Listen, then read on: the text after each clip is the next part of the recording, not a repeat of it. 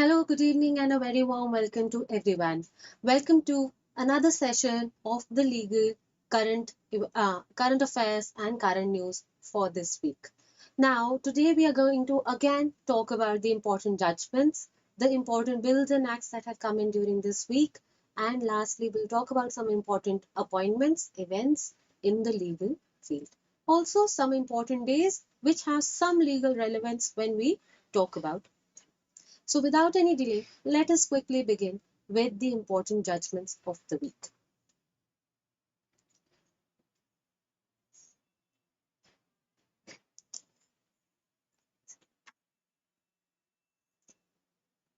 Starting with the judgments of the Supreme Court for this week, I'll quickly begin with the very first one, that is the Bombay Hospital and Medical Research Center versus Asha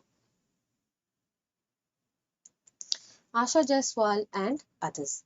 Right. So now what we are going to talk about over here is the concept of medical negligence. Please understand that during COVID, the scenario has been such that there have been numerous cases of medical negligence across the country. Now, amongst those, naturally, there is also some who have overreached the law in some context. How? Now, here in this case, what had happened was the patient had been rushed to the hospital, and at that point of time, the hospital did not have any vacant operation theatre. So, no vacant OT was there at that point of time. Now, in that situation and in that circumstance, because such an urgent situation is there, such an emergency situation is there, there can be a possibility that an operation theatre may not be vacant. But is it justified to hold the doctors or the hospital liable for medical negligence in such a case? The answer has been given by the Supreme Court in this case, wherein Supreme Court has said that non-availability of an emergency operation theatre during the period when surgeries were being performed on other patients, that is not going to be a valid ground. So please emphasize on not that it will not be a valid ground to hold the hospital negligent in any manner. So this was the very first judgment that has come from the Supreme Court this week. Moving ahead, let's move to the second judgment, that is Vinod Kumar versus Amritpal and others. Now, in this case, basically the concept of Section 300 of IPC has been discussed. Now, basically, please let's firstly understand what is Section 300 of IPC. Section 300 of IPC discusses the concept of murder. So it talks about in detail the gravest offense of Indian Penal Code. Now over here, basically we have 4 separate clauses. We are going to talk about only clause 3 over here. Now this is a case where the person or the accused does not really have an intention to cause death. मतलब वो ये नहीं चाहता था कि मैं उस इंसान की डेथ कॉज करूं, बट कुछ ऐसा किया, कोई ऐसी बॉडीली इंजरी कॉज की जिसकी वजह से it was obvious that death would be caused.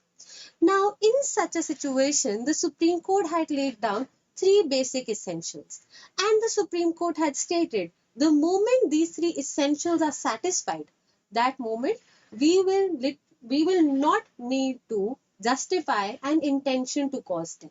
So we do not have to prove. एक बारी वो 3 essentials satisfy हो गए, that we'll discuss in the next 2 slides. Once those essentials have been satisfied, we do not need to prove that that person, that is the accused, had an intention to cause death, because the act or the nature of the act was such that the injury was sufficient to cause death. So here the Supreme Court has clearly stated in this case that once the existence of the 3 ingredients forming a part of the thirdly or the third clause of section 300 of IPC, once these have been satisfied, it is irrelevant or it does not really matter to us whether there was an intention on the part of the accused to cause death. Now, हमें ये जरूरी नहीं है कि हमें prove करना पड़े that that person in fact caused the death or not. So let's quickly first go through what exactly is Section 300 Clause 3. Section 300 Clause 3 basically states and reads as that culpable homicide is murder if the act by which the death is caused is done with an intention of causing bodily injury. Please remember, intention is not of causing death, but of causing some bodily injury. Now here where the person is causing some bodily injury to any other and the bodily injury. Now it is important that the bodily injury is which was intended is sufficient in the ordinary course of nature to cause death. Meaning that in the ordinary course of nature, that is आम आदमी अगर ऐसी सी कोई भी चीज करता है, it clearly shows that it would result in the death. So, ordinary course of nature, normal circumstances to cause the death. Now let's talk about the three essentials that have been laid down earlier by Supreme Court in respect of Section 300 Clause 3. So basically, let's understand that these three essentials almost are in the form of a question. So first is, it must establish that a bodily injury is present. So first question that we have to answer is, क्या एक bodily injury थी या नहीं? Second perspective is, the nature of the injury must be proved. That is the nature of the injury. क्या injury sufficient थी in the ordinary course of nature to cause the death of that person. Thirdly, we have to prove that ये जो injury cause की है, it had been an intentional injury. It was not an unintentional or an accidental injury, but it was in fact a proper intentional injury.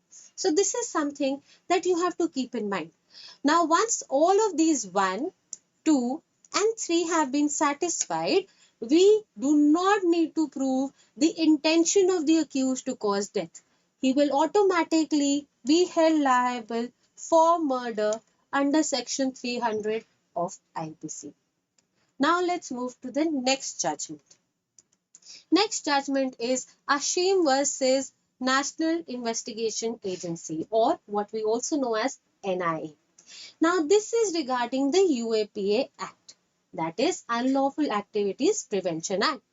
Now in this Unlawful Activities Prevention Act, there is naturally a situation where people are kept under custody until a proper proof of the circumstances is provided. Now here, in this case, what had happened was the accused had been kept in jail. A person who was 74 years of age had been kept in jail since the 6th of July 2012. So that is over 9.5 years of jail without actual proper proof of his involvement.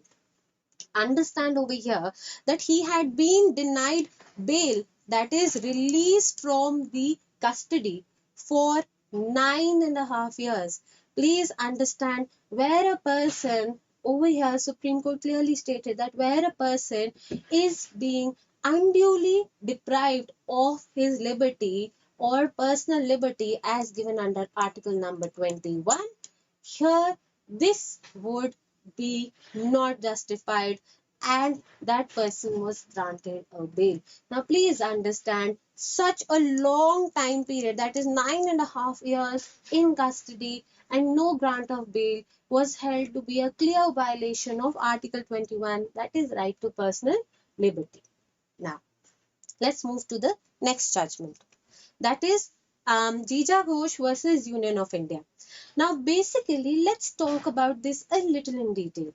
Now in the month of October 2021, we had one actress by the name of Sudha Chandran post on her Twitter handle that she had been asked to remove her prosthetic limb during the checking in the airport. Now she felt that this was a highly humiliating thing that she had to go through. Now understand that a person with a disability of a limb and he or she is wearing a prosthetic limb. When asked to remove that limb just for the sake of checking, even when it has been officially declared beforehand, can be a rather offensive as well as a painful procedure. Now, over here, we had a case that came forward almost in the year 2010. Now, in this, what had happened was the petitioner had been removed from the aircraft due to her disability. Yes, there was specific, compensation that was awarded to her, but of late, final decision comes in, and the Supreme Court has now clearly laid down that here they have said that to ensure convenient air travel for persons with disabilities, the Supreme Court clearly observed that differently abled persons with prosthetic limbs or calipers should not be asked to remove the prosthetic at airport security checks so as to maintain human dignity as given under our Right to Life, Article number 21. Please remember, this is against the dignity of that individual. Hence, it has been clearly stated that now this shall not be done under the guidelines of the Supreme Court.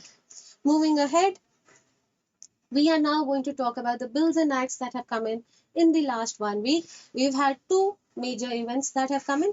First one being the Judges' Salaries and Services Amendment Bill. Now, this is regarding laying down proper rules, guidelines, and procedures in respect of the salaries of the judges of the High Court as well as that of the Supreme Court. Now, why is this bill in the Parliament? Given that we have something known as the separation of powers, jahan तीनों organs of the government function independently without the interference. However, the actual power to maintain a check or to create any change in the salaries of or defining any rules and regulations in respect of the same, the power has been given to the Parliament of India. Now, please remember, this power has been given through two articles of the Constitution. Article 125 in case of the Supreme Court and 221 for High Courts. In both these cases, it is the Parliament that has the power to create or to make any changes in the salaries and the provisions of service of the judges of Supreme Court and High Court. Now, which two acts are going to be amended through this bill?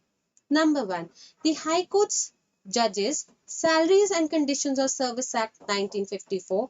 This is number one. And secondly, we have the Supreme Court Judges Salaries and Conditions of Service Act 1958. Both of these acts are going to be amended through this bill.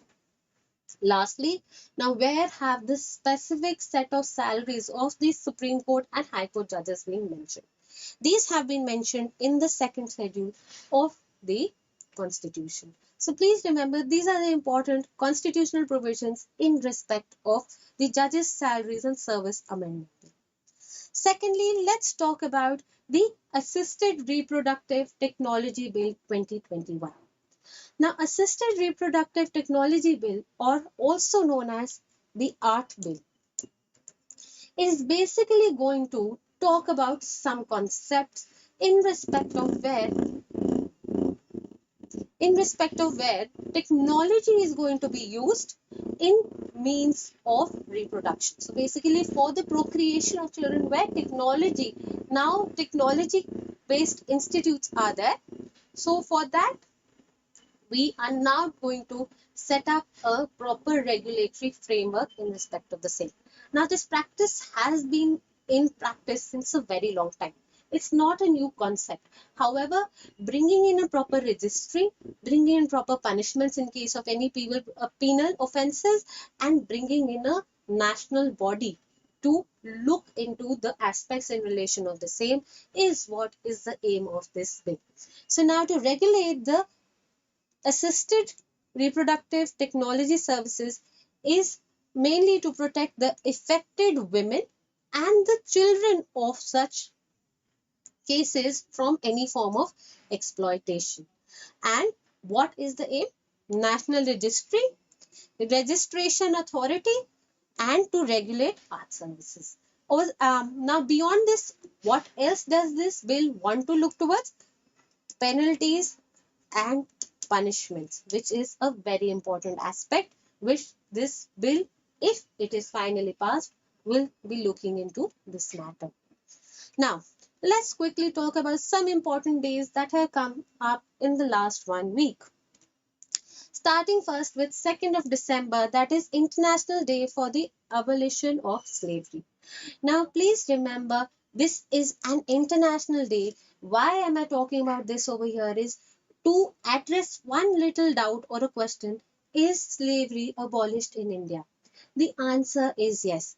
We can refer to Article 23 that prohibits your any form of forced labor, slavery and human trafficking. So please refer to Article number 23 of Constitution, which clearly prohibits slavery and its practices in any forms in India.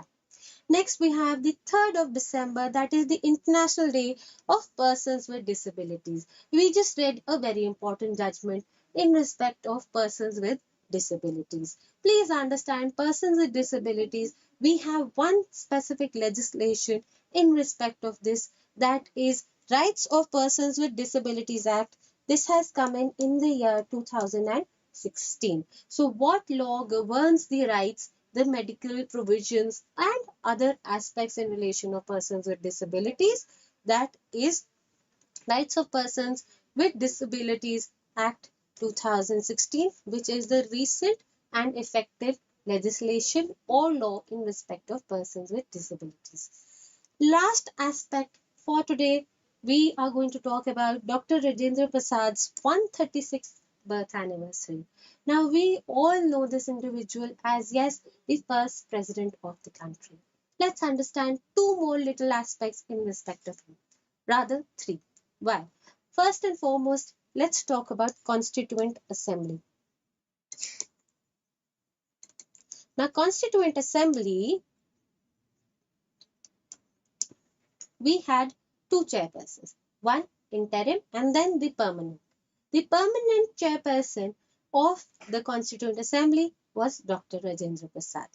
He was also the longest holding president of India. So he is the only president till date who is held to 10 years. Now, beyond this, please remember Dr. Rajendra Prasad plays an important role for all of our advocates because he was, up until the year 1920, a prominent advocate of his time. So yes, please remember how he plays an important role in the Constituent Assembly, under which the Constitution was finally drafted. That's all for today. Thank you so much for watching. Follow our channel on HitBullsEye. Follow our channel on YouTube, HitBullsEye, for more such videos and talks. Thank you.